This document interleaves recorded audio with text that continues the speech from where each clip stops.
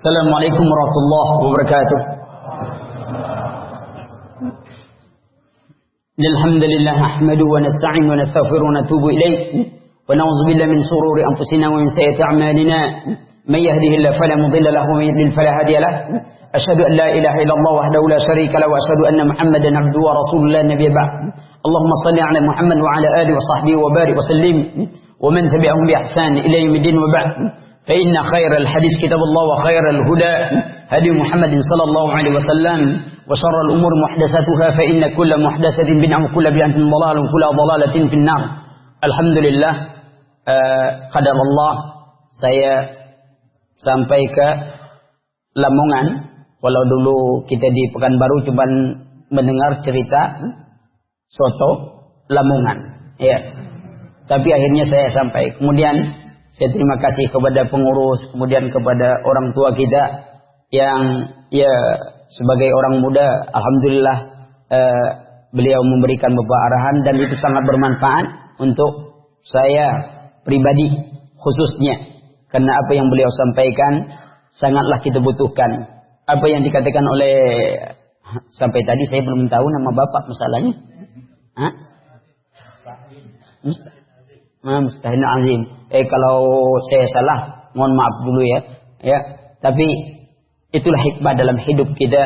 Kita saling menolong apa disebutkan oleh ayat yang dibacakan oleh beliau tadi. Wa man ahsanu qawlan mimman da'a ila Allah wa 'amila shalihan wa qala innani minal muslimin. Itu sangat kita butuhkan dalam kehidupan kita ini. Berkaitan dengan ayat yang tadi, maka kita ambil satu hadis Nabi sallallahu alaihi wasallam. Hadis yang diminta oleh Mu'az bin Jabal kepada Rasulullah sallallahu alaihi wasallam, dan nasihat ini juga diberikan oleh Rasulullah sallallahu alaihi wasallam kepada sahabat lainnya, ini Abu Dzar Al-Ghifari.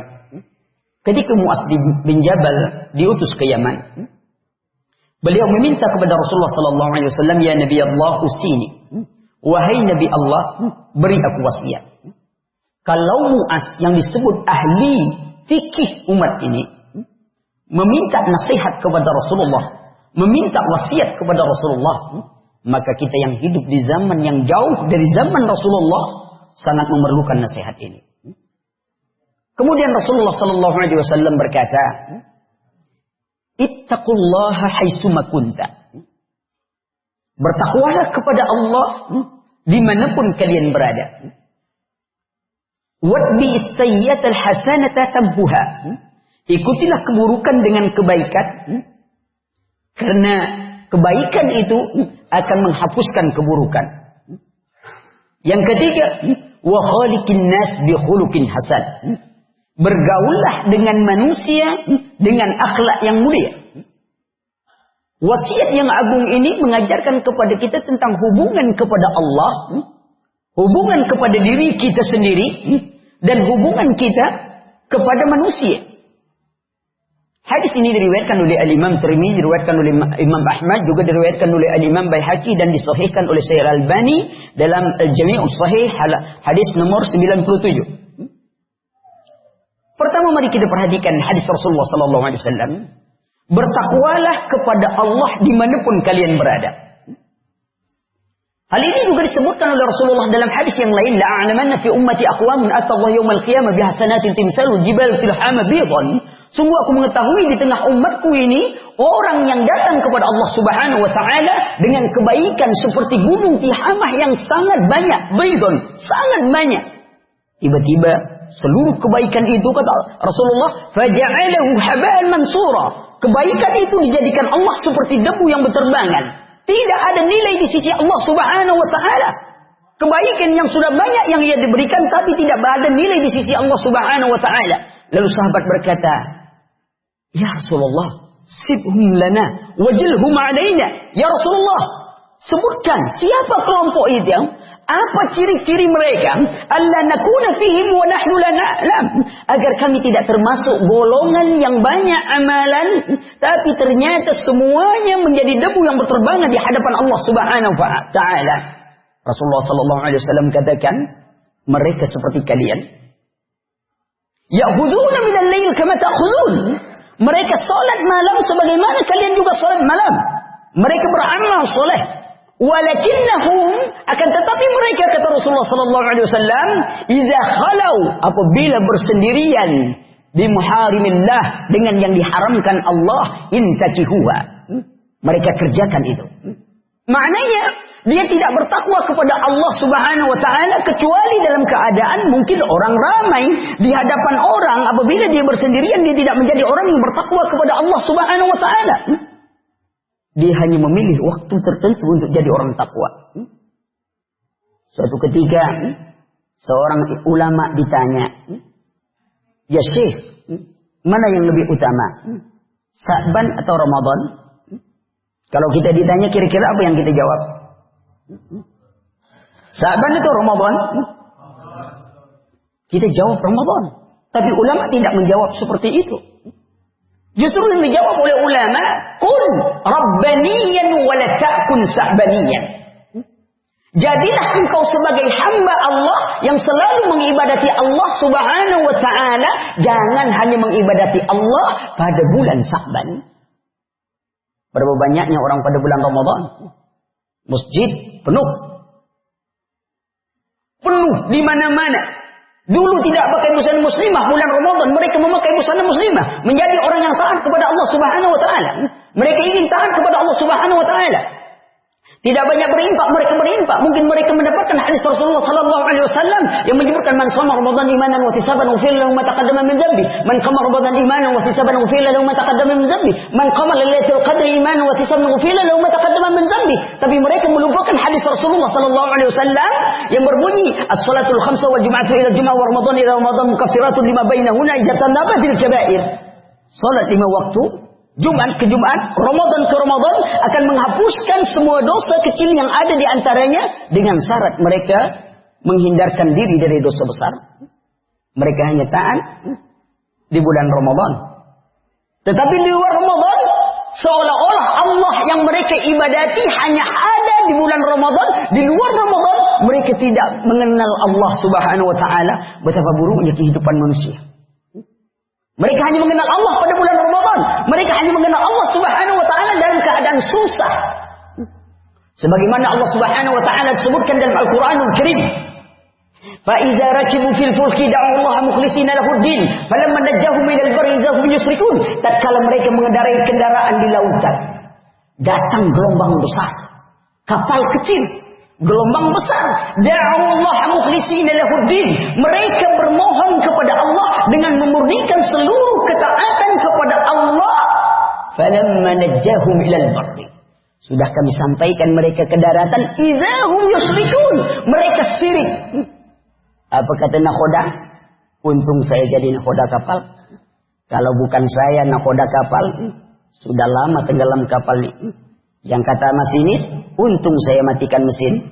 Yang kata tukang layar, untung saya turunkan layar. Yang kata orang awam, untung ada Pak Kiai tadi. Begitu gelombang besar, dibukanya serban, gelombang pun lari melihat serban Pak Kiai. Lihat, kata orang kampung, memang kapal keramat sudah tenggelam, masih juga selamat. Allah, mereka lupa kepada Allah Subhanahu wa taala. Mereka tidak bertakwa kepada Allah dalam setiap keadaan. Maka itu nasihat Rasulullah, bertakwalah kepada Allah dimanapun kalian berada. Apa itu takwa? Secara umum, mengerjakan perintah Allah, menjauhi larangan Allah. Itu makna umum. Tapi itu belum sempurna. Karena banyak orang ingin mengerjakan perintah Allah, akan tetapi bukan atas petunjuk Allah. Semangat beramal sangat. Coba bandingkan, Mbak. Ada orang kalau hari Ahad, sholat subuh 8 rakaat. Kita tanya, ente sholat subuhnya 8 rakaat, kenapa? Oh, saya kalau hari libur biasa, kata dia.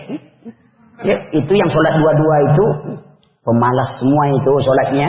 Kita kalau hari libur 8 sampai 20 kadang-kadang. Kira-kira yang diterima yang 2 atau yang 20?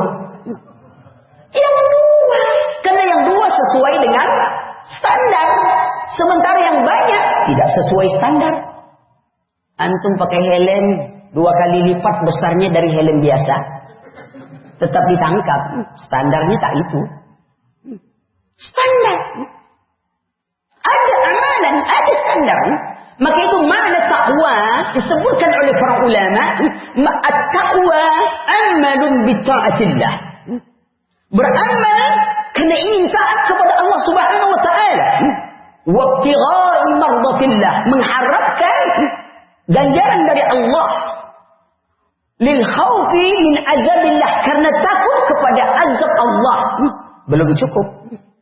Wantihai maksiatillah, menghentikan maksiat kepada Allah. Tambah lagi wa iqamatil amri bil ma'ruf wa nahyi 'anil munkar. Ada orang rajin sholat, taat, bangun subuh, dilihatnya di sebelah ada orang congkel-congkel mobil. Mobil ngapain tuh? Mau ngambil lakinya, Pak. Mobil siapa? Bukan punya bapak, ini punya orang sebelah. Oh, bukan punya saya. Ya, sudah. Terserahlah, pokoknya bukan punya saya. Padahal dia mau pergi sholat subuh tuh. Tidak jadi orang takwa. Ada kemungkaran di depannya, tidak dicegah. Dia hanya ingin menyelamatkan diri. Yang penting antum mau ambil, tapi jangan punya saya. Tak jadi orang takwa. Tapi kalaupun ingin melaksanakan amal ma'ruf nahi munkar dan beramal, mesti ala nuri minallah, atas petunjuk Allah. Beramal ingin taat kepada Allah. Coba bandingkan. Saya tidak tahu di Lamongan ini tukang gunting rambut itu apa namanya? Tukang cukur itu kan? Ya, tukang cukur rambut ya. Ya, oke. Ketaatan kita kepada Allah dan Rasul itu dikalahkan ketaatan kita pada tukang cukur. Kita kalau datang ke tukang cukur, wallah, patuh. Kita ngomong, Pak, potong rambut. Kata tukang cukur, duduk. Kira-kira antum berani berdiri atau duduk? Duduk. Sudah duduk. Kalau dia lihat antum punya pangkat, punya kedudukan, dia keluarkan tenaga dalam. Tanpa sentuhan. Maaf Pak, kepalanya mereng sedikit. Mereng. Ke belakang, ke belakang. Wallah. Tapi begitu antum ditengoknya orang biasa, dipegang kepala antum. Mikir sedikit, ke belakang dikit. Tidak melawan ya, kita ada perlawanan. Menyerah. Diambil rambut antum, dipotong-potong, itu antum menyerah saja. Sudah tuh diambilnya pisau, wallah, tajam itu. Belum selesai. Diancamnya nih di leher antum. Ini mau dirapikan atau tidak? Lari atau tidak? Kalau lari, cukuran tak selesai. Patuh kita, menyerah kita. Kenapa kita menyerah?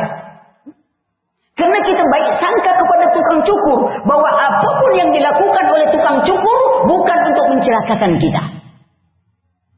Adakah kita baik sangka kepada Allah? Adakah kita baik sangka kepada Rasulullah? Bahwa apa yang diperintahkan Allah dan Rasul baik untuk kita. Apa yang dicegah oleh Allah dan Rasul buruk untuk kita. Atau kita beriman kepada sebagian. Apa tu'minuna min ba'dil kitab wa takfuruna min ba'di? Apakah kalian beriman kepada sebagian kitab dan ingkar pada bagian yang lainnya? Kalian ambil sepotong, kalian campakkan yang lainnya. Inilah keadaan kaum muslimin hari ini.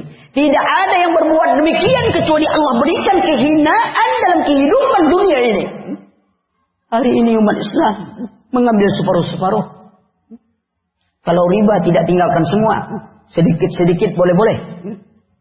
Pantas Allah katakan kepada mereka, ya, sebagaimana disabdakan oleh Rasulullah sallallahu alaihi wasallam, "Idza tabaya'tum bil-'inah wa akhadtum asnab al-baqar wa raditum bil-zar'i wa taraktum al-jihad fi sabilillah, sallallahu alaikum az-zulla la tanzi'u hatta tarji'u ila dinikum." Apabila kalian sudah berjual beli secara inah, bagian daripada riba, jual beli inah riba, wa akhadtum asnab al-baqar, kalian senang dengan peternakan, megang ekor-ekor kerbau, wa raditum bil-zar'i, kalian redo dengan pertanian, cinta kepada dunia kalian, wa taraktumul jihad fi sabilillah, kalian tinggalkan berjuang di jalan Allah. Ini bukan hanya perang, Pak. Jangan dianggap fisabilillah itu perang saja. Hadir nih majelis ilmunya. Ini fisabilillah nih. Apa kata Rasulullah sallallahu alaihi wasallam? Man kharaja fi talabin anni fa huwa fi sabilillah hatta yarji'a. Barang siapa keluar rumah untuk memahami agamanya, mereka berada di jalan Allah sampai kembalinya. Man salaka tariqan yaltamisu fihi ilman sahalallahu lahu tariqan ilal jannah. Barang siapa melalui satu jalan untuk memahami agamanya, mereka berada, maka Allah lapangkan jalan baginya menuju surga. Sesaat duduk kita di majelis ilmu yang dibacakan kitabullah dan sunnah Nabi lebih utama daripada solat sunnah 60 rakaat. Kenapa kita tidak mau? Didoakan oleh malaikat, dinaungi rahmat Allah. Maka kita harus semangat untuk ilmu yang kita tinggalkan.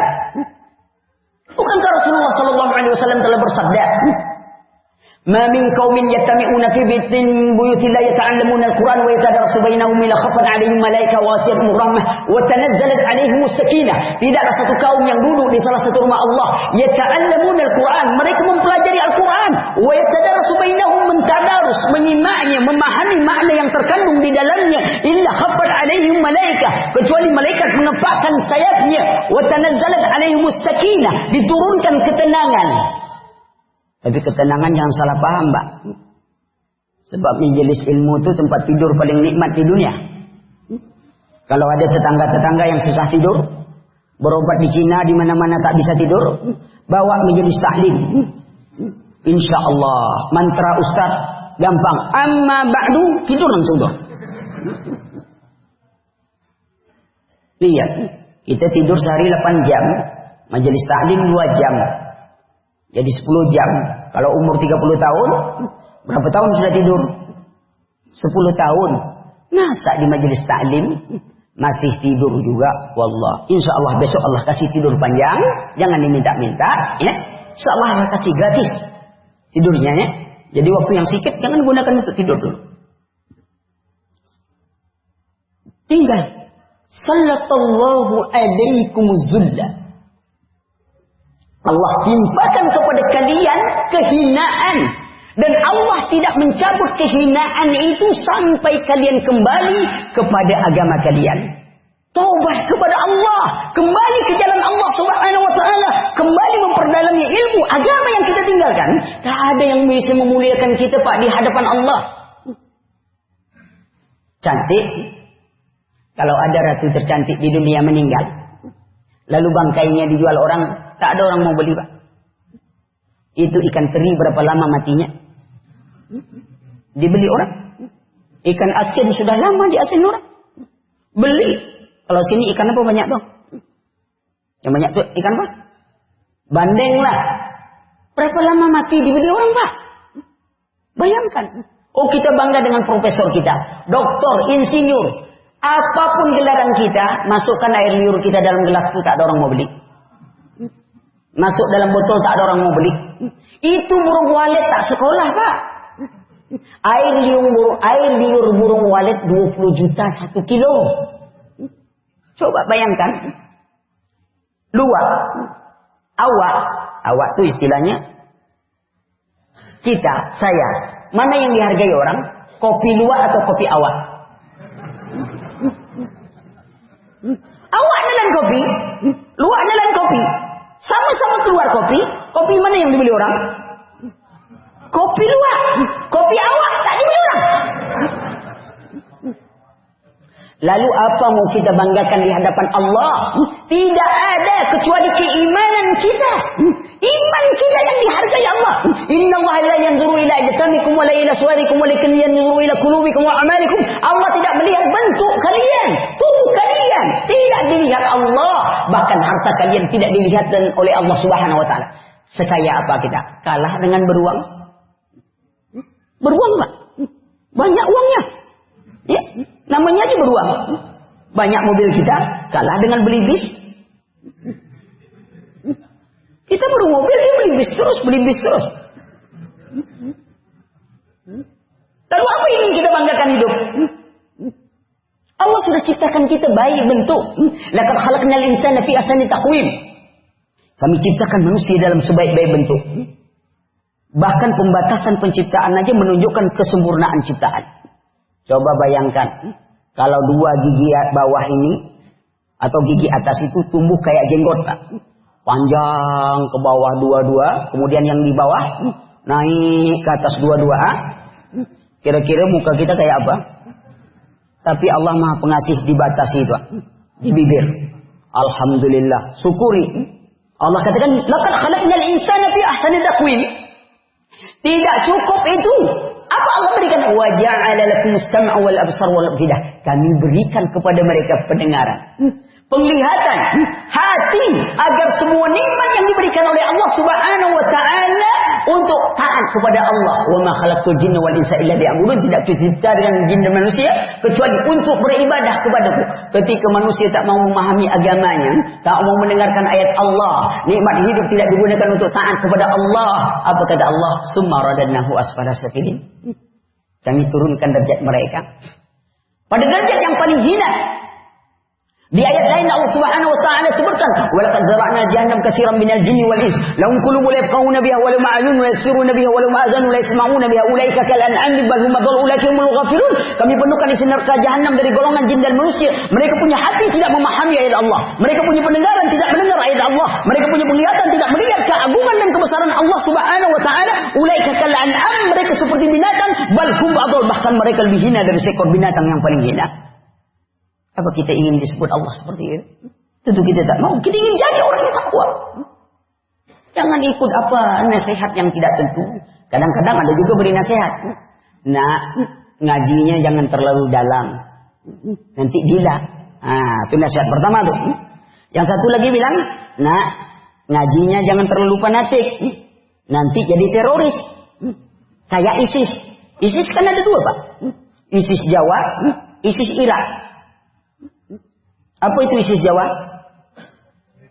Angin semilir, angin sepoi-sepoi itu ISIS Jawa. Yang bahaya ISIS Irak, ISIS Jawa tak masalah, Pak. Kita ditiup ISIS Jawa, bisa tertidur kita. Tapi kalau ISIS Irak, mati kita dibuatnya, disembelihnya kita. Islam melepas diri dari kelompok-kelompok seperti ini. Sedangkan menyembelih binatang aja kita punya adab. Apa kata Rasulullah? Man qatala mu'ahadan lam yarih raihatal jannah. Barang siapa membunuh orang kafir yang terikat perjanjian dengan umat Islam, perlindungan, maka dia tidak akan mencium bau surga. Dia Islam. Lembut. Ya? Perhatikan keadaan seperti ini. Kita pintakan untuk taat kepada Allah, bertakwa suatu ketika. Ini amal untuk taat kepada Allah. Sudah itu mengharapkan ganjaran dari Allah. Jangan ada yang lain harapan kita. Ganjaran, niat kita belajar, niat untuk memperbaiki diri. Jangan datang majelis taklim kalau bertanya suka mau nembak orang. Ustaz tanya, ada orang yang dia bilang tuh baru masuk tuh. Tanya Ustaz, ada orang Ustaz begini-begini yang baru masuk tadi ngomong, oh menyinggung saya ya. Tanya Ustaz, dia belum pengajian sudah bertanya tuh, sebab dia sudah tersinggung dulu. Ada orang Ustaz. Ustaz kan tak tahu urusan. Oh yang ini lebih parah dari yang tadi. Dia bilang 2-1. Mengaji untuk orang lain. Bertanya untuk menyinggung orang. Kita bertanya untuk diri kita. Kalau orang dapat faedah dari pertanyaan kita, alhamdulillah. Tapi jangan niat mau menyinggung orang. Memangnya ente bukan orang apa? Kalau bertanya ada orang. Ente orang bukan? Tidak orang. Bertanya untuk diri kita. Bertanya juga, belajar kepada Allah, mengharapkan ganjaran dari Allah Subhanahu wa taala. Hilangkan sifat riya dalam hidup kita. Wa man qana yarju liqa'a rabbih falyamal 'amalan shalihan. Barang siapa mengharapkan bertemu dengan Rabbnya, hendaklah dia beramal saleh dan tidak menserikatkan Allah dengan seorang pun dalam ibadahnya. Takut apa? Takut kepada azab Allah. Kita tahu ada surga, tapi tak pernah merindukannya. Kita tahu ada neraka, tapi tidak pernah takut kepadanya. Kita tahu bahwa kematian itu pasti menjemput kita, tapi kita tak pernah bersiap.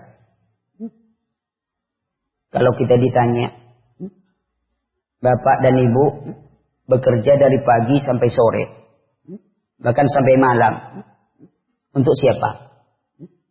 Kalau bahasa diplomasinya, untuk anak-anak, Pak. Oh, untuk anak-anak. Kenapa? Untuk masa depan anak. Oh, yakin itu anak punya masa depan?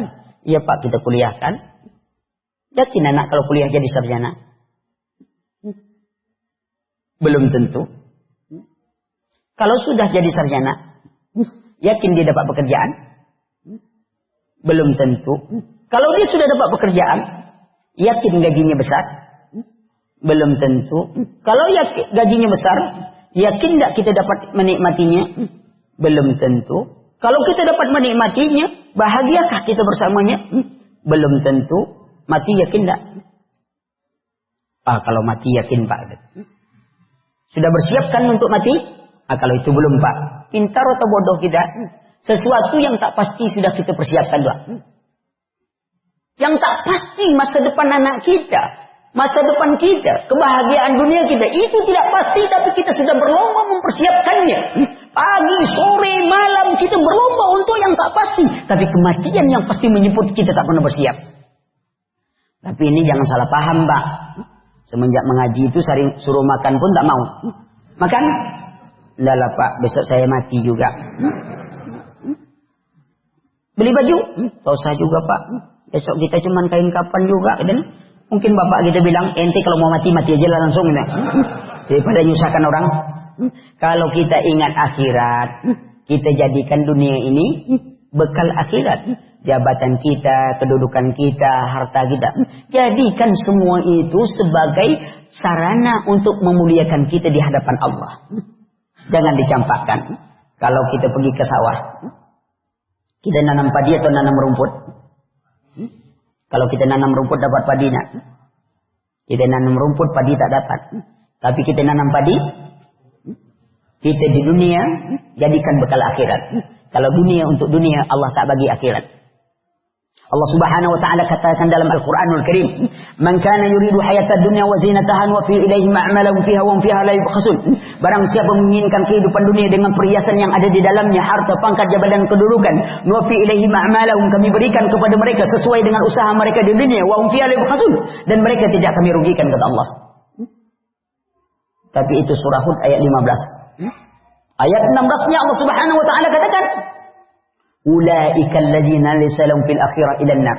Orang cari dunianya untuk dunianya, tidak ada balasan akhirat kecuali neraka. Ya. Harapan kepada Allah dan juga takut kepada azab Allah. Azab yang sangat pedih. Kemudian menghentikan maksiat kepada Allah Subhanahu wa taala. Ini keadaan kita beriman. Tapi semua menegakkan amal ma'ruf juga dengan ilmu. Suatu ketika orang Badui datang kencing di masjid.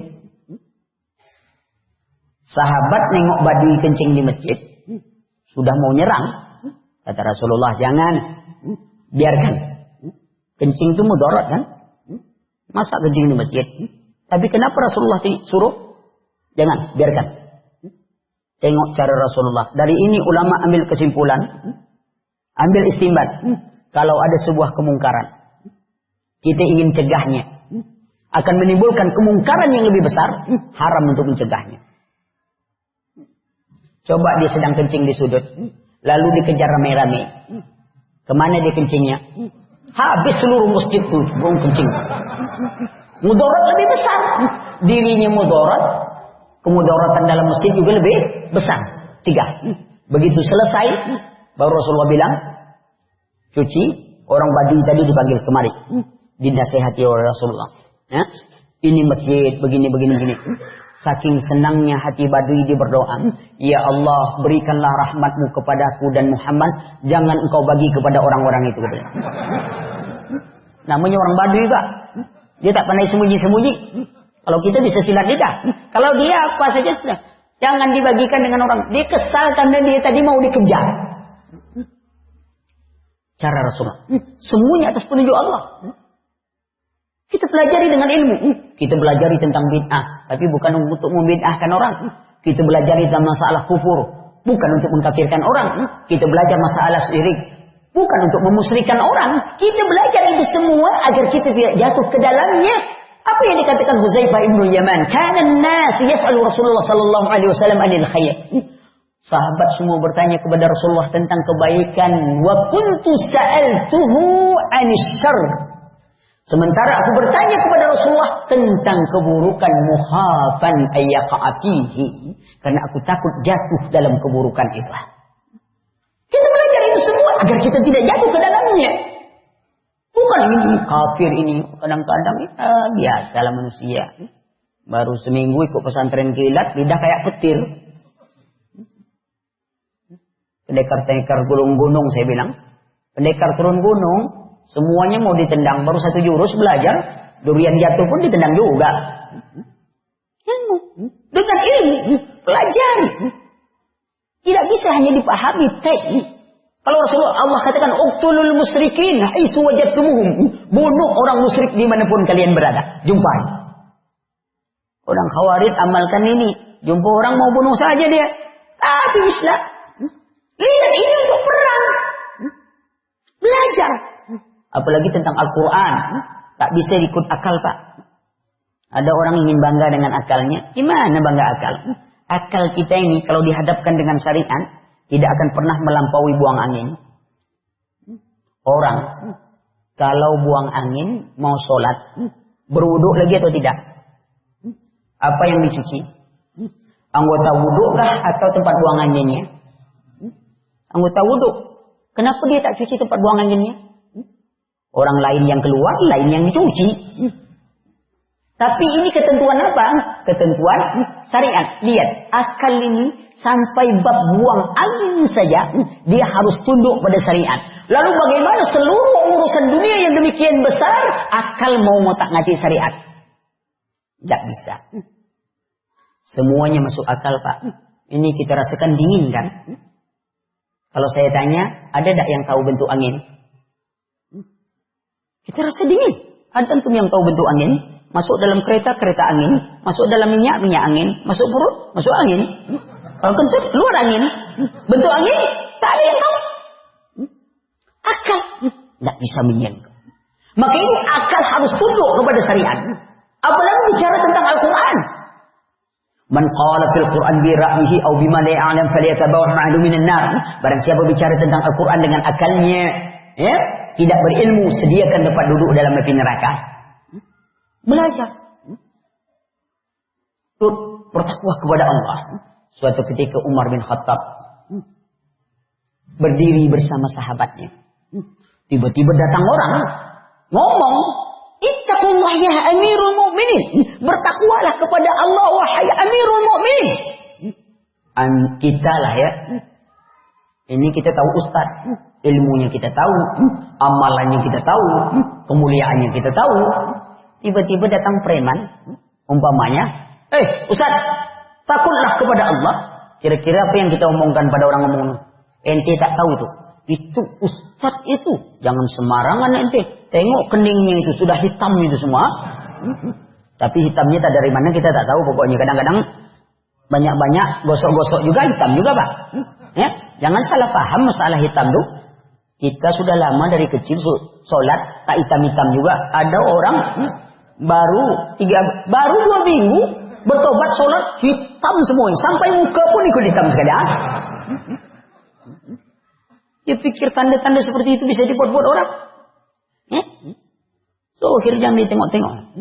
Lihat amalan kita kepada Allah. Mungkin kita ngomong itu, tapi Umar apa katakan? Jangan, biarkan dia ngomong. Lalu Umar berkata kepada orang yang, wahai saudaraku, nasihat takwa itu kalau engkau diamkan, tak ada baik pada dirimu, keluar ya nasihat takwa. Dan kami pun kalau tidak mematuhi, tidak kami dengarkan itu, tak ada baik pada diri kami. Lihat tawadhu'nya Umar. Siapa yang tidak tahu Umar bin Khattab? Orang kedua terbaik di dalam Islam setelah Abu Bakar Siddiq, juga dijamin masuk surga. Iblis saja, setan saja takut berselisih jalan dengan Umar tuh. Umar tinggi, Pak, besar. Kalau dia berdiri naik kuda, kakinya tuh jejak ke tanah, begitu tinggi Umar tuh. Kalau Abu Bakar kurus, ya. Tapi dia tawadhu, dia terima kebenaran. Ini dari orang, walaupun kedudukannya lebih dari Islam mungkin rendah daripada dia, tapi dia menerima kebenaran ini dia. Bertakwa kepada Allah dimanapun kalian berada. Yang kedua, ikutilah keburukan dengan kebaikan. Ini bukan anjuran berbuat dosa, sudah tuh pergi surat pengampunan dosa. Bukan. Jangan salah paham, maling dulu, lalu minta surat, dimakan. Bukan. Kita tahu, setiap manusia tidak pernah lepas dari khilaf dan salah. Kullu bani Adam khata', setiap manusia bersalah. Wa kullu khata'in tawwab, wa khairu khata'in, dan sebaik orang-orang yang bersalah itu bertobat dari kesalahannya. Bertobat. Kalau kita mencari saudara kita yang tidak punya cacat dan celah, pasti kita tak punya teman di dunia. Tapi Allah Maha Pengasih, Maha Penyayang. Allah tidak buat maksiat itu berbau. Pak, kalau sekiranya maksiat itu berbau, tak ada orang yang mau dekat kita. Tapi Allah sembunyikan baunya. Tidak berbau maksiat. Allah berikan kesempatan untuk bertobat. Keburukan terjadi.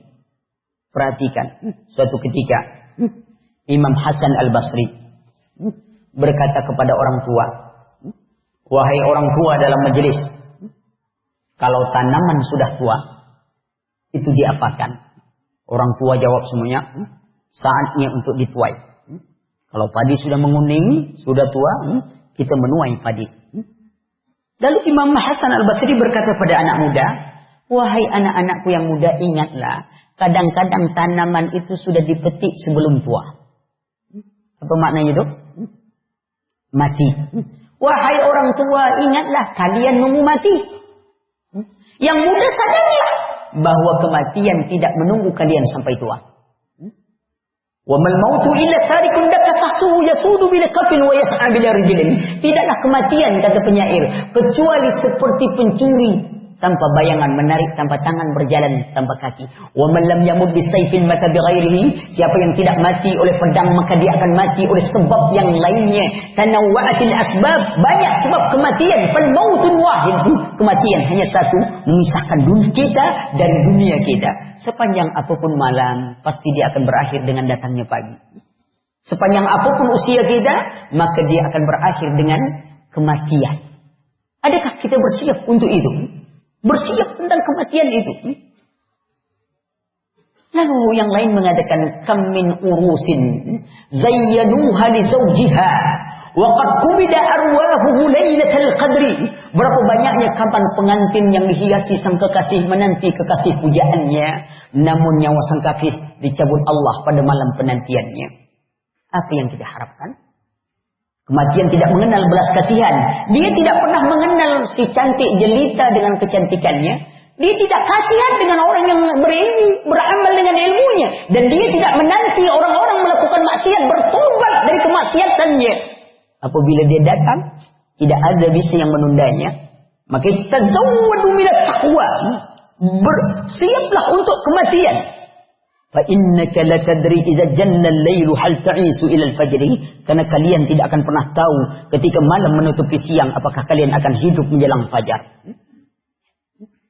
Suatu ketika Imam Fudail bin Iyad melihat saudaranya, lalu dia berkata, saudaraku, berapa umurmu? Saudaranya berkatakan, sahabat mengatakan 60 tahun. Lalu Imam Fudail katakan, berarti engkau berjalan ke haribaan Allah semenjak 60 tahun yang lalu. Dan engkau semakin dekat kepada Allah, semakin dekat kepada kematian. Lalu saudara ini berkata, inna lillahi wa inna ilaihi rajiun. Imam Fudail katakan, saudaraku, tahukah engkau makna yang engkau ucapkan? Kalau kita sadar kita dari Allah dan kita akan dikembalikan kepada Allah, yakinlah bahwa Allah tidak membiarkan semua nikmat yang Allah berikan di dunia ini kecuali Allah minta pertanggungjawaban.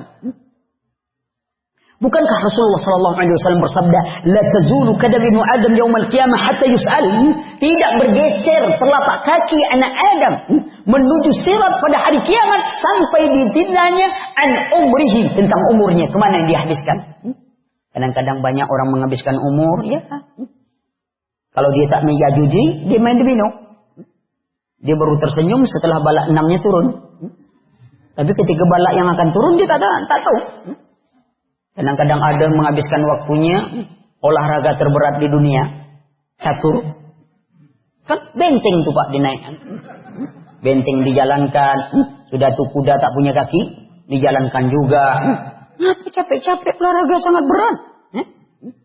Habis waktunya untuk seperti itu. Tidak gunakan untuk baca Quran, tidak guna untuk belajar ilmu.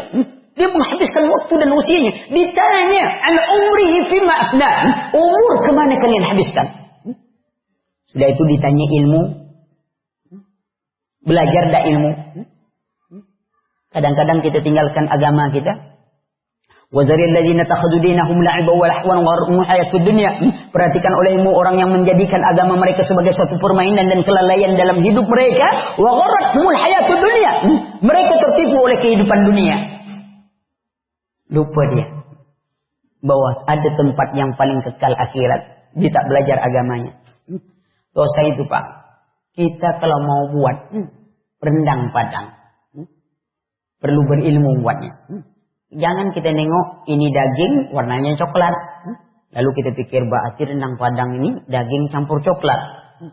Akhirnya jadi coklat daging. Kalau pelajaran umum saja, dunia perlu kita pahami. Kenapa menghadap Allah kita tak mau belajar? Ada adab. Menghadap kepada Allah. Harus dengan ilmu. Sudah punya ilmu. Waktu kita tadi ditanya ilmu tidak. Ya? Adakah kita belajar ilmu? Allah katakan, fa'lam, berilmulah kalian tentang la ilaha illallah, tentang mana la ilaha illallah. Pelajari itu. Karena awal wajib ala kulli muslim wa muslimah, awal wajib bagi kaum muslimin dan muslimah ma'rifatullah wa ma'rifatur rasul wa ma'rifatun din bil adillah, ma'rifatud din bil adillah, mengenal Allah, mengenal Rasul dan mengenal agama dengan dalil yang ada di dalamnya. Sudahkah kita untuk iman kita bagaimana? Iman bukan khayalan. Laisal imanu bitamani wala bitaraju walakinnal iman ma'rifatun bil qalbi wa qaulun bil lisan wa 'amal bil arkan. Iman bukan khayal, bukan angan. Tapi iman itu ma'rifatun bil qalbi. Pengenalan dalam hati. Wa qaulun bil lisan, ucapkan dengan lisan, wa 'amalu bil arkan, amalkan dengan seluruh anggota badan. Itu iman. Iman kita kepada Allah sejauh mana? Nah, iman kepada Allah harus dibuktikan dengan taat kepada Allah. Bahkan Allah Subhanahu wa taala berfirman dalam Al-Qur'an dalam surah Al-Ankabut, kalau tidak salah Al-Ankabut atau Anbiya, Allah Subhanahu wa taala katakan, ahasiban nas ayyutraku ayyakulu amanna wa hum la yuftanun. Apakah manusia menyangka apabila mereka mengaku beriman, mereka tidak kami uji kata Allah. Walaqad fatanna alladziina min qablihim. Kami telah menguji orang-orang sebelum mereka. Fala ya'lamallahu alladziina sadaqu wa la ya'lamanna al-kadzibin. Sehingga nyata bagi Allah orang yang benar dengan imannya, orang pura-pura beriman. Karena ada manusia kata Allah, wa minan nas may yaqulu amanna billahi wa bil yaumil akhir wa ma hum bimu'minin. Ada orang di antara manusia mengaku beriman kepada Allah dan hari akhir, dia tidak beriman sebenarnya. Dia uji oleh Allah. Bahkan dalam surah Al-Baqarah ayat 214 Allah Subhanahu wa taala katakan, am hasibtum an tadkhulul jannah. Apakah kalian mengira kalian masuk surga? Walamma ya'tikum masalul ladzina min qablikum masadul ba'sa wad darra wa zullu hatta yaqula ar-rasul wal ladzina ma'ahu wal ladzina amanu ma'ahu mata nasrullah ala inna nasrullahul karim. Apakah kalian menyangka kalian masuk surga mengaku beriman sedangkan belum datang kepada kalian ujian dan cobaan sebagaimana ujian dan cobaan yang datang kepada orang sebelum kalian, sampai rasul dan orang beriman kepada rasul mengatakan mata nasrullah, kapan pertolongan Allah, ala inna nasrullah Karim, bukankah pertolongan Allah amat dekat bagi orang yang beriman? Bertakwa padanya. Ilmu. Sudah tuh harta kita ditanya. Dari mana kita dapatkan? Kemana kita infakkan? Kalau di Lamongan ini kita kenal orang yang terkaya di dunia. Tapi kita juga kenal orang termiskin. Kalau mereka meninggal Pak, pintu masuknya satu. Tempat tidurnya sama. Lalu apa yang didapatkan dari kehidupan? Kecuali sedekah jariah. Sedekah jariah dalam hidupnya. Amalan, infak, sedekahnya. Cuman kita kadang-kadang kalau infak sedekah itu prinsip ekonomi. Apa dia? Mengeluarkan infak sekecil-kecilnya. Dapat surga Firdaus sebesar-besarnya. Begitu buka kotak infak berkilauan Pak. Cahayanya menyilaukan mata. Kenapa? Kotak infaknya bersilau. Rupanya uang recehan 500. Pak, mau surga 500 Pak. Masuk WC umum. Bisa masuk tak bisa keluar. Orang buang air kecil 500, air besar 1000. Kita masuk buang air besar, air kecil, dikunci dari luar, bayarnya 500. Surga wallah. Ada juga meningkat sedikit, tapi bawah karang. Gambar Patimura kan pedang. Ada peningkatan. Kemana harta kita infakkan? Kemudian apa lagi? Jasmani. Untuk apa kita gunakan? Niyya syabab.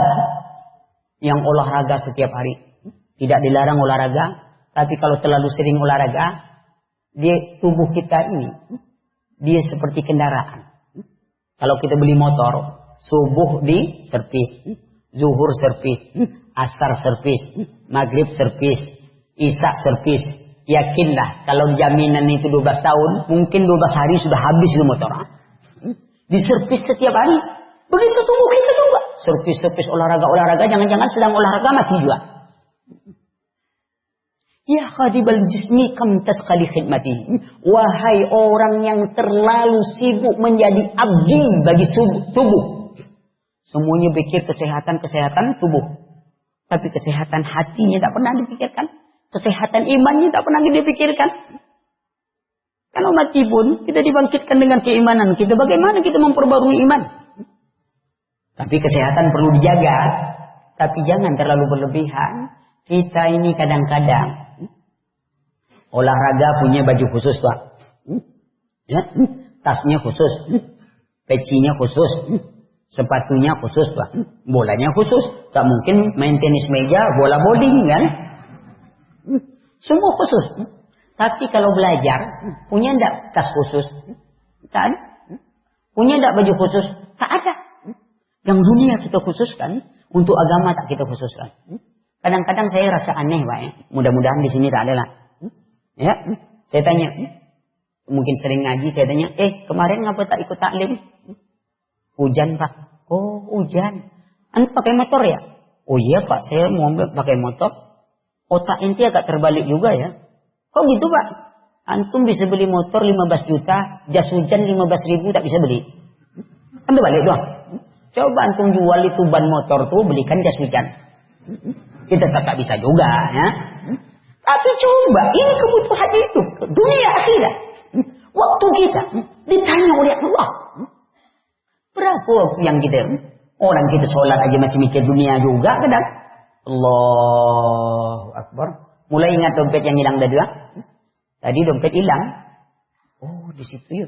Amin. Panjang aminnya, senyum rupanya baru ketemu. Dompet dalam sholat. Allah, betul-betul lah. Sholat untuk mencari barang hilang. Karena setan itu pintar, Pak. Ikut pun pelatihan apapun ingin sholat khusyuk tak akan bisa. Karena Rasulullah sudah sebutkan kita tak dapat sholat itu 100%. Itu gunanya sholat sunnah supaya menutupi itu. Lalu kita ada bisa melatih kita jadi khusyuk. Kenapa Rasulullah tak ajarkan dari dulu? Khusyukan tergantung pada hati kita. Imam Ibnu Qayyim katakan hati itu seperti benteng. Kalau ini benteng, ya, Imam Ibnu Qudamah di dalam Minhaj Al-Qasidin, di dalam bab Ajaibul Qulub, hati itu seperti benteng. Kalau benteng itu terbuka, berarti hati itu punya penyakit. Setan dan antiknya itu musuh yang ingin menawan benteng. Begitu terbuka, dia masuk ke dalam. Kalau dia sudah masuk ke dalam hati, kita mau mengusirnya, sebenarnya dia tak lari. Dia cuma sembunyi di balik itu. Dia menunggu kelengahan kita. Imam Ibnu Qayyim katakan, orang yang punya penyakit dalam hati, ya, seperti megang sepotong daging atau tulang. Iblis itu anjing yang kelaparan. Coba bayangkan, di tangan kita ini ada makanan anjing kelaparan. Lalu kita usir dia. Kira-kira lari tak? Ini makanan masih di tangan ini. Tidak lari dia, Pak.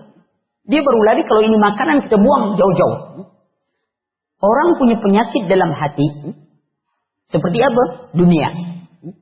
Ketika dia sholat, dia bawa makanan anjing kelaparan tadi, Pak. Baru dapat gajian, pergi ke pasar, Mau beli barang, baru mau bayar, dompet saya di mana? Cari dompet. Sedang cari, terdengar suara azan. Cari dompet dulu atau sholat?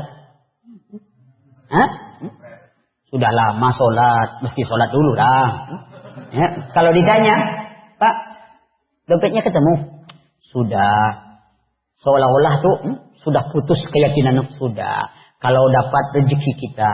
Kalau tidak, ya sudah takdir Allah. Pertanyaannya, yang ngomong itu lisannya atau hatinya? Lisan. Hatinya sedang jatuh cinta pada dompet. Inilah makanan setan. Begitu Allahu Akbar. Imam baca ayat, dia mulai mengawang. Hah? Amin. Senyum. Itu aminnya panjang tuh. Sebelum dapat dompet itu belum berhenti amin. Amin. Kok mendadak berhenti, rupanya pas ketemu. Rupanya dompet itu dekat jaket, dekat motor. Motor tuh di sebalik rumah. Semuanya teringat, terbayang. Begitu habis salam, senyum, hilang kerutan. Kata, Pak, berseri wajah. Tak ketemu dompet. Sudah, kata dia. Di mana mencari? Sebentar tadi dalam sholat. Sebentar. Mulai dari takbiratul ihram sampai salam. Cuma lidahnya aja baca ayat. Ya otaknya itu dompet. Allah. Itu sebabnya doa. Ya, kembali kita. Ya, Imam Fudel katakan tadi. Ditanya. Lalu ditanya saudaranya. Sudahkah engkau bersiap? Saudaranya katakan bagaimana harus bersiap? Imam Fudel katakan. Perbaiki sisa usia yang dibagikan Allah. Maka Allah akan memperbaiki keburukan masa lalu. Bukankah Allah Subhanahu wa taala berfirman, "Illa man taba wa amana wa amila amalan salihah fa ulaika yubaddilullahu sayyi'atihim hasanah." Kecuali orang beriman, bertobat, ya, orang bertobat, beriman dan beramal saleh, maka Allah menggantikan keburukan masa lalu mereka dengan kebaikan. Lihat, ini yang kita inginkan. Allah sudah bagikan kesempatan bagi kita. Ingatlah. Hari yang lalu itu qadar yang telah kita jalani. Hari ini amalan. Hari esok kita tidak tahu apa jadinya bagi kita. Kita jadikan itu bukan angan kita. Karena itu ketika Allah Subhanahu wa taala telah memberikan kesempatan kita untuk melakukan kebajikan, jangan suka menunda kebajikan. Karena orang yang suka menunda kebajikan ketika Allah memberi kesempatan untuk melakukan kebajikan, itu tanda kelemahan jiwa mereka. Ingatlah kata Allah dalam hadis qudsi, wahai hambaku, jangan engkau sibukkanlah hatimu dengan ibadah kepadaku, maka aku akan berikan kecukupan dalam jiwamu. Tapi kalau engkau menyibukkan hatimu dengan selain ibadah kepadaku, maka aku tambahkan kesibukan kepadamu dan engkau tidak akan pernah diberikan kecukupan dalam hatimu. Lihat orang dapat satu dunia, ingin dunia, tidak pernah cukup dengan keadaan itu. Kenapa? Hatinya disibukkan oleh dunia, maka seluruh kesibukan datang kepadanya. Tapi orang yang hatinya penuh dengan ibadah, dia selalu merasa cukup. Merasa cukup itu bukan berarti tak usaha. Ini juga jangan salah paham. Besok ada naik gaji, mau naik gaji? Enggaklah Pak, saya kemarin baru ngaji, kata Imam Syafi'i, orang yang bahagia tuh orang merasa cukup dengan apa yang dibagi Allah. Gaji ini cukup lah Pak, gitu. Salah paham, dia tetap usaha. Tetapi apapun yang ia dapatkan dari usahanya, dia selalu merasa cukup dengan apa yang dibagikan Allah. Beda Pak. Ada orang kehilangan uang 5 juta. 2 orang, yang si A hilang. Kok kamu gelisah saja nggak dapat? Uang saya hilang 5 juta. Kamu kan banyak uang. Iya, hari ini 5 juta tuh uang untuk infak di jalan Allah. Itu pula yang hilang, itu yang membuat saya gelisah gini. Kesempatan saya ingin mulia dengan harta itu hilang. Yang satu juga. Kamu kok gelisah? Uang saya 5 juta hilang. Kenapa? Saya mau beli batu akik masalahnya. Nanti saya lihat batu akik tuh. Tak dilarang pakai batu cincin Pak. Tapi etikat balik cincin itu yang berbahaya. Saya kemana-mana, saya nengok orang. Entahlah di Lamongan apa musim batu juga, saya tak tahu nih. Ya? Batu macam-macam batu, ya. Ada Borneo, ada Bacan, ada Sankis, ada Delima, ada Kecubung, ya. Kalau di Sambas Kecubung Karang, kalau di Sulawesi itu Borneo, kalau di Kalimantan itu Borneo, ya. Kalau di Sulawesi itu Bacan, kalau di Riau ada Sankis, banyak-banyak model batu-batu. Cuman satu batu yang tak pernah dipikirkan orang, batu nisan. Ya? Sangat baik itu untuk diusahakan. Kalau ada tukang asah, bilang, Dek, tolong asahkan batu nisan. Mana tahu nanti keluar nama saya tanggal sekian, bulan sekian, mati. Bayar. Ini bukan dilarang pakai batu cincin, jangan pula. Pakai biasa aja. Jangan ada intikat. Saya semenjak pakai batu delima ini agak manis dipandang orang sedikit. Ini etikatnya salah. Man ta'allaka tamimatan faqad asyraka. Siapa yang menggantungkan jimat, dia telah mensyirikatkan Allah Subhanahu wa taala. Saya semenjak pakai batu Kecubung Karang ini aman ke laut, sebab kalau tenggelam saya bergantung pada batu cincin saya. Jangan, pakai saja biasa aja. Cuman jangan ada etikat yang lain itu. Kalau sekiranya pakai batu itu membuat rezeki kita murah, tentu tak ada orang penjual batu sebab rezekinya banyak. Tapi sampai kapan dia menjual batu juga? Ya? Jangan salah paham. Ya? Kemudian itu yang ketiga. Sampai jam berapa nih Pak? Saya tengok. Itu sudah hampir selesai. Apaan Pak? Hah? Jazakallah khair.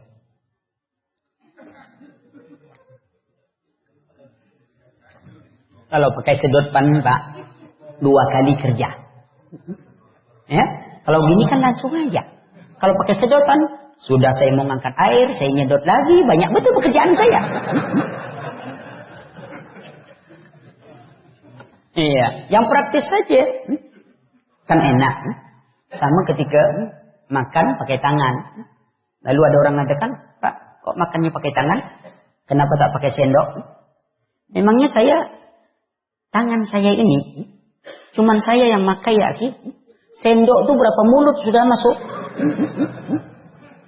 Mana ada orang minjam tangan saya untuk masuk ke tangan dia? Sedangkan sendok tuh udah berapa ribu orang makan langsung pakai sendok itu juga. Mulut orang masuk di situ. Tangan saya cuma satu, jauh lebih higienis daripada sendok. Ya, tapi jangan pula makan bakso pakai sendok, pakai tangan. Itulah salah paham. Yang disuruh kita makan pakai tangan kanan. Gunakan sendok, gunakan, tak masalah. Ya. Tapi tetap pakai tangan kanan, jangan kaki kanan. Ya. Dan, ya. Iza akala ahadukum falyakul bil yamin. Apabila kalian makan bil yamin. Wa iza syariba falyashrab bil yamin. Minum dengan tangan kanan juga. Fa inna syaitan. Sesungguhnya syaitan yakulu bisimalihi wa yashrabu bisimalihi. Syaitan makan dan minum dengan tangan kirinya. Tangan kanan. Ajarkan anak-anak adab. Jangan ajarkan dia moral. Adab dengan moral beda Pak. Jangan disamakan. Orang-orang kufar sering ingin merubah akhlak Islam dengan moral. Banyak anak-anak punya moral Pak. Tapi tak punya akhlak. Si Fulana bertemu dengan Fulan. Sama-sama anak SMA. Yang Fulan ngomong sama ibunya, Bu. Permisi Bu. Ngapa? Saya mau bawa Fulana belajar kelompok. Lalu ibu izinkan. Fulana. Ini ada Fulan ngajak belajar kelompok. Pergilah. Naik motor. Pas naik motor kata ibunya, Fulanah pegang Fulan baik-baik ya. Disuruh ibunya megang. Fulanah sedang tak suruh megang, dia megang. Apalagi disuruh megang. Oh, pegangannya kayak ransel Pak. Bukan kayak perangko. Itu perbedaan antara ransel dengan perangko. Kalau perangko hari hujan lepas. Kalau ransel hari hujan makin kuat. Itu artinya dalam rangka ta'aruf. Ya. Itu ta'aruf. Jadi anak remaja kita di alun-alun tak ada lagi yang pacaran Pak. Semuanya pawai ta'aruf. Ya. Itu yang banyak kita dapatkan. Itu tanda baru ta'aruf. Kalau sudah nikah, lihat pegangnya beda tuh Pak. Kalau sudah nikah, itu kalau punya anak satu, di pinggang aja dipegang suami itu. Kalau punya anak dua, bajunya dipegang. Punya anak tiga, celananya dipegang. Punya anak empat, tak pegangan lagi. Di mana jatuh suaminya tak tahu. Ini susah ya. Seperti tadi, Sebutkan. Dia minta izin, ibunya mengizinkan. Lalu belajar, janji pulang jam 9. Ternyata pulang jam 10.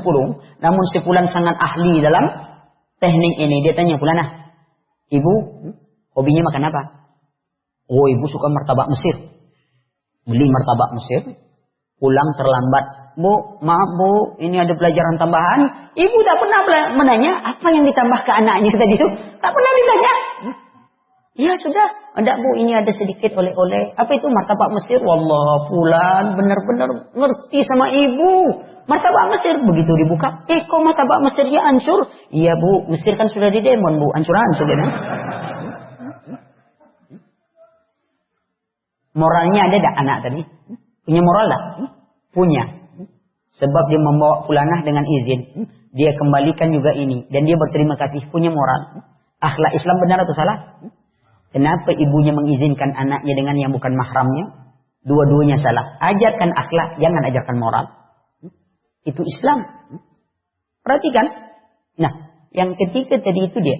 Wa khaliqin nas bi khuluqin hasan. Bergaul dengan manusia dengan akhlak yang mulia. Inna khiyarukum ahasinukum akhlaqan. Yang paling baik di antara kalian, yang paling baik akhlaknya. Saya sering ibaratkan akidah yang baik seperti batu cincin. Mutiara yang sangat berharga.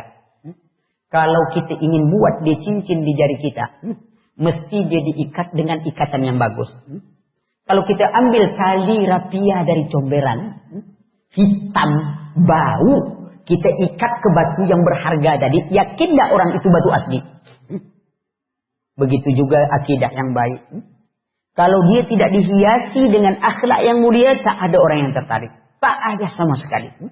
Hiasi dia dengan akhlak mulia. Inna khiyarukum ahasinukum akhlaqan. Yang paling baik di antara kalian, ada yang paling baik akhlaknya. Baik akhlaknya. Ulama kita kata, kami belajar hadis 10 tahun, belajar adab 20 tahun. Banyak orang berilmu tapi tak punya adab. Orang menuntut ilmu itu Pak, 3 tingkatan kata Imam Buddha. Pertama apa? Sombong. Kalau baru belajar tahsin Quran, oh tak ada lagi di Lamongan ini yang paling hebat bacaan Quran kecuali dia tuh. Kalau dengar bacaan imam, bagaimana imam tadi baca? Bagus, cuman agak salah sedikit. Makhraj hurufnya kurang tepat. Bab apa itu? Shin. Kenapa? Tidak sangkut ke gigi. Bagaimana? Shin. Allah, dia tak lihat imam itu sudah tua, tak punya gigi, sehingga dia shin. Sombong. Allah ikhwan. Kenapa ini orang baru belajar jadi sombong? Kalau baru mengenal sunnah, tak ada lagi yang paling sunnah dalam hidup dia ini, kecuali cuman dia saja. Sehingga orang menjadi takut dengan orang sunnah. Dulu ente sebelum punya jenggot, semua orang disalami. Assalamualaikum, waalaikumsalam.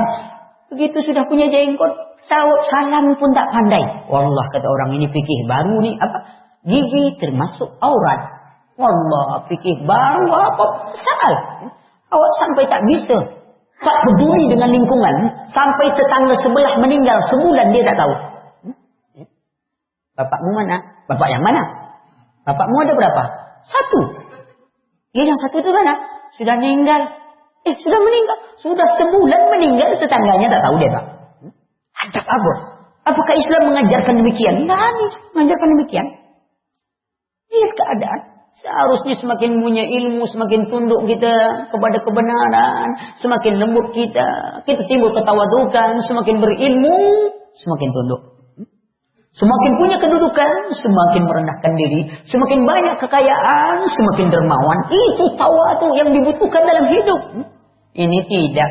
Baru belajar ilmu, sombong. Kalau dia berhenti sebatas awal, dimanapun dia sombong Pak.